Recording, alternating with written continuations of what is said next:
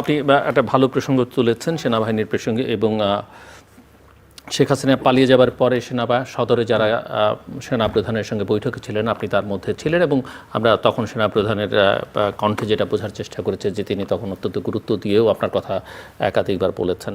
আমি একটু বুঝতে চাই যে তাদের মাইন্ডসেট তখন কেমন মনে হয়েছিল? আজকে সেনাবাহিনী সেনাপ্রধানকে নিয়ে প্রায় নিয়মিত অনেক ধরনের কথাবার্তা, এমনকি সরকারের সঙ্গে সংশ্লিষ্টরা অনেক কথা বলছেন।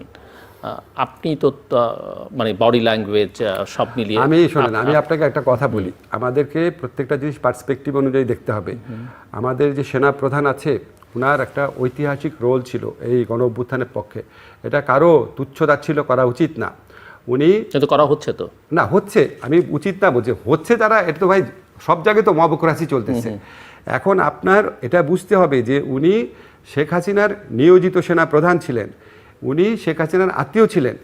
উনি এরকম একটা সময়, এখন আপনার মানুষের অবদানকে ছোট করার জন্য নানান কথা বলা হয়, আপনার ক্ষেত্রে হয়, আমার ক্ষেত্রে হয়, যে যারে বলতেছে সবাই সবার গালি দিচ্ছে, সবাই সবাইকে দোষ দিচ্ছে।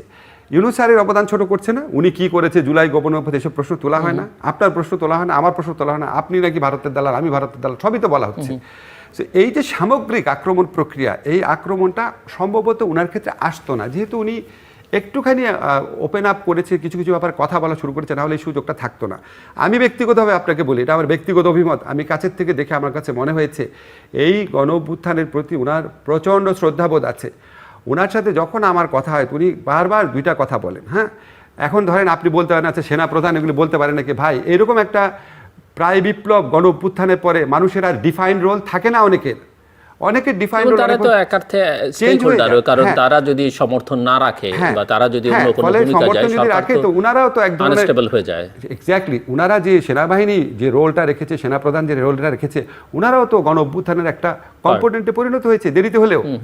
ফলে ওনার সাথে যখন আমার ব্যক্তিগতভাবে বিভিন্ন সময় দেখা টাকা হতো, প্রথম দিকে বেশি দেখা হতো বিভিন্ন প্রোগ্রামে, ওনাকে দেখতাম ওনার দুইটা ব্যাপারে খুব আকাঙ্ক্ষা আছে। একটা হচ্ছে কিছু সংস্কার যেন করা হয় দেশে, আরেকটা হচ্ছে যে আমাদের একটু মানে দেশ আনস্টেবল যেন না হয়ে পড়ে, তাড়াতাড়ি করে ইলেকশন প্রসেস আসার জন্য।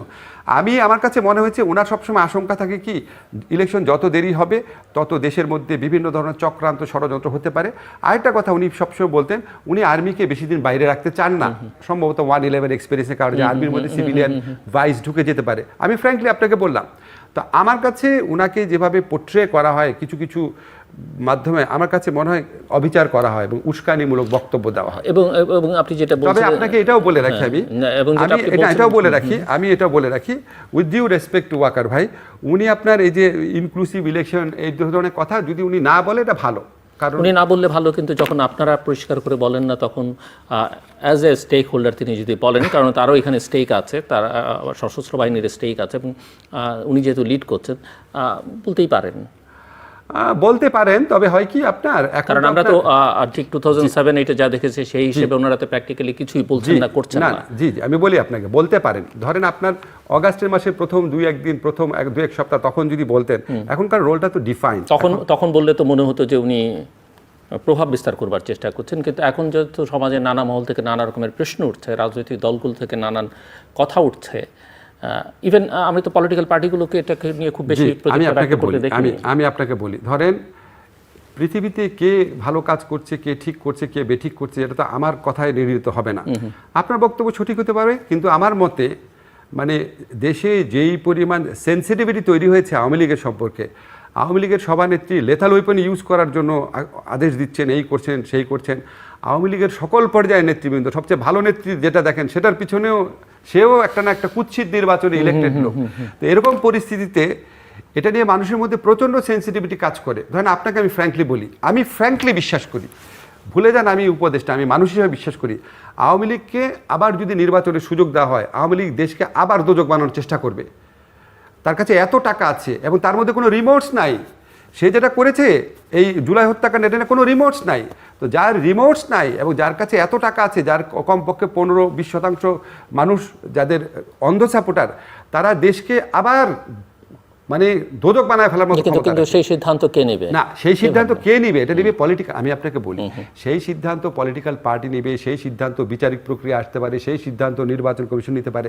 আমি ব্যক্তিগতভাবে মনে করি এই বিষয়টা নিয়ে আর্মি চিফ আপনার যদি কথা না বলেন ভালো হয়, বুঝছেন, ওনার এই বিষয়ে কথা বলে উনি নিজেকে এক্সপোজ করে দিচ্ছেন, কারণ এই আকাঙ্ক্ষার বিপক্ষে বহু মানুষ আছে। ইনক্লুসিভ ইলেকশনের কথা তো প্রায় সবাই বলছে, মানে একটা স্ট্যান্ডার্ড ইলেকশন মানেই তো ইনক্লুসিভ ইলেকশন, ইভেন জাতিসংঘ বলছে। জি, জাতিসংঘ বলেছে, জাতিসংঘ ইনক্লুসিভ ইলেকশন বলে নাই জিল্লুর, জাতিসংঘ বলেছে দল নিষিদ্ধ করার বিপক্ষে। আমি আপনাকে দুটো জিনিস ক্লিয়ার করি, জাতিসংঘের রিপোর্টে ইনক্লুসিভ ইলেকশন বলে নাই, জাতিসংঘের রিপোর্টে বলেছে দল যেন নিষিদ্ধ করা না হয়। অন্তর্ভুক্তিমূলক ইলেকশন, ইনক্লুসিভ ইলেকশনের কথা বলা হচ্ছে, মানে ফ্যাক্ট ফাইন্ডিং রিপোর্টে না অন্য এমনিতে না। আমি ফ্যাক্ট ফাইন্ডিং রিপোর্টে আপনাকে বলি, ফ্যাক্ট ফাইন্ডিং রিপোর্টে বলছে দলকে নিষিদ্ধ না করার কথা। আমি আপনাকে জিনিসটা বলি, দেখেন আওয়ামী লীগ কিন্তু জামাতের নিবন্ধন বাতিল করেছিল, নির্বাচনে অংশগ্রহণ করতে পারে নাই। আওয়ামী লীগ কিন্তু জামাতকে নিষিদ্ধ করেছে জুলাই মাসে এসে, শেষ দিকে। নিষিদ্ধকরণ আর নিবন্ধন বাতিল ডিফারেন্ট, দুটো আলাদা জিনিস। অফকোর্স নিষিদ্ধকরণ করা, একটা দলকে নিষিদ্ধ করা উচিত কি উচিত না, এটা নিয়ে সমাজে ভিন্ন মত থাকতে পারে, কিন্তু আওয়ামী লীগকে ঠিক এখনই আবার ইলেকশনে অংশগ্রহণ করতে দেওয়া, ইনক্লুসিভ ইলেকশন, সেটা নিয়ে কিন্তু মানুষের প্রচণ্ড আপত্তি আছে। এখন সমস্যাটা হচ্ছে কি জিল্লুর, ধরেন মেজরিটি মানুষের আপত্তি আছে। এখন আপনি যদি বলেন তাহলে আপনাকে অ্যাকসেপ্ট করে নিতে হবে, এটা বলার কারণে আপনার সমালোচনাও আসবে। এখন আপনি এটা বলতে পারেন, কারণ আপনি সমালোচনা নিলে সমস্যা নেই, আপনি একটা স্বাধীন পেশার মানুষ, কিন্তু একটা বাহিনী চিফ যদি এটা বলে মানুষকে বিভিন্নভাবে সমালোচকরা ইনভাইট করেন, তাহলে এটা দেশের জন্য ভালো না। কাজে এইসব ব্যাপারে এটা এই পয়েন্টে বিশেষ করে আমি মনে করি, মানে আমার ব্যক্তিগত অভিমত, আই মে বি রং, মানে এমনও তো হতে পারে, আমরা তো আর জানি না যে উনি হয়তো ওনার মেসেজটা আপনাদেরকে বলতে আমি সরকারকে কনভে করেছে, বাট সরকারের রেসপন্স পাননি, সো ওনার কাছে মনে হয়েছে যে বলা প্রয়োজন। আমি একটু গোড়ায় যাই, যেখান থেকে আমরা আলোচনাটা শুরু করেছিলাম, ওই যে সরকারটা যেভাবে গঠিত হলো, এই সরকারে কার শেয়ার কতখানি? আমিন এই সরকারে এই ছাত্রদের শেয়ার কতখানি, বিএনপির কতখানি, জামাতের কতখানি, আর্মির কতখানি, বা ইন্টারন্যাশনাল কমিউনিটির আপনার কতখানি? আমি একটু এই শেয়ারিংটা বুঝতে চাই। শেয়ারিং তো কিসের শেয়ারিং? না, কার নমিনিরা কত ভাগ শতকরা হিসেবে বা যে কোনো ভাবে? আমি ছাত্রদের থেকে যেটা শুনেছি, ধরেন মানে এখানে কারা ডোমিনেট করছে? আচ্ছা, যেই 50% আমি জানতামই না উপদেষ্টা যারা হয়েছে, আমি ছাত্রদের থেকে যেটা শুনেছি, তারা বিএনপির মতামত নিয়েছে। তারা মতামত নেয় একটা, আরেকটা হচ্ছে না, তারা নিজেরা লিস্ট করেছে। আমি আপনাকে নাম বলতে পারবো না এখানে, বিকজ এটা বলা শোভনীয় হবে না। তারা যেই একজনকে চেয়েছিল, বিএনপি থেকে স্ট্রং অবজেকশন আসার পর সেটা বাদ দিয়েছে। আবার তাদের লিস্টে যে ছিল না, ধরেন তারা বলেছিল উনি আন্দোলনকালীন সময় তো আমাদের সাথে ছিল না, সেরকম একজন আবার বিএনপির কথায় আসছে। আবার এমন একজন আসছে যার সম্পর্কে আমি জানতামই না আসবে, সে জামাতের কথায় আসছে। সো ছাত্ররা নিজের ইচ্ছায় সবকিছু ডিসাইড করে না।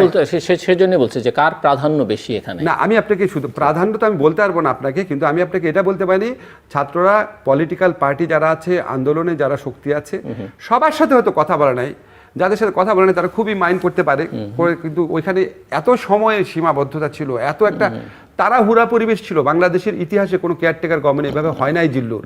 আমরা জানতাম একটা কেয়ারটেকার গভর্নমেন্ট হবে, সবাই আলোচনা করে টোরে লোকজন ঠিকঠাক করে প্রস্তুতি নিয়ে, এটা চট করে হয়ে গেছে। 5 তারিখে শেখ হাসিনার পতন ঘটবে এটাই কজন ভাবছে। ফলে এটার মধ্যে কিছু তাড়াহুড়া থাকতে পারে, কিন্তু আমার তাদের ইন্টেনশন নিয়ে আমার কোনো প্রশ্ন নাই। তারা সিলেক্টিভলি আছে, ওর সাথে কথা বলবো না, ওর সাথে কথা বলবো না, এটা না। যেমন ধরেন আমি যেটা জানি যে আন্দোলনকালীন সময় আপনার যে ভূমিকা, আমি ছাত্রদের মুখে শুনতাম অত্যন্ত হাইলি রেসপেক্ট করে আন্দোলনকালীন সময় আপনার যে ভূমিকায় আছে। এখন হয়তো আপনি সামনে আছেন উদাহরণ, হয়তো সরকার গঠনের ব্যাপারে আপনার পরামর্শ হয়তো নেয় নাই, কিন্তু ওইটা ইচ্ছা করে আমি মনে করি না যে আমি এত গুরুত্বপূর্ণ আমার মতামত নিতে হবে। স্টেক হোল্ডার বলছে না, আমি আপনি সামনে আছেন দেখে উদাহরণ দিচ্ছি। ওরা ডেলিভারিটি আছে, ওর সাথে কথা হলো, ওর সাথে কথা হলো, এটা করে নাই। আর আমার সাথে যে কথাগুলো বলেছে, আমি আপনাকে বারবার বলতেছি, ধরেন 50%-এর ব্যাপারে আমি কোনো ধারণাই ছিল না, এবং আমিও যাদের নাম প্রপোজ করেছি সেখানে 60% তারা আমার প্রপোজালে 3 রকম রিয়াকশন দেখিয়েছে। একটা বলছে স্যার এটা তো আমাদের লিস্টে অলরেডি আছে, তারপর আরেকটা বলছে স্যার এটা একটু দেখতে হবে, আরেকটা হচ্ছে স্যার না উনি তো আমাদের সময় আন্দোলনে আমাদের সাথে 15 বছর উনি কী করেছে। তো 3 ধরনের রিয়াকশন। তো আমার কথা কীভাবে শুনেছে, ঠিক না? এখন ধরেন আমাদের একজন মহিলা উপদেষ্টা, ওনার নাম বলার সাথে সাথে ওরা বললো স্যার ওনার নাম তো আমাদের লিস্টে আছে, ওনার নাম সবার কাছ থেকে আসতেছে। রেজওয়ানার কথা, রেজওয়ানার নাম সব মহল থেকে আসছে। তো এটা তো আমার কথা তো হয় নাই, এগুলো অলরেডি তারা ডিসাইড করে রেখেছে। এবং তারা 3টা দিন, আমি যতদূর জানি আর কি, যত মানুষের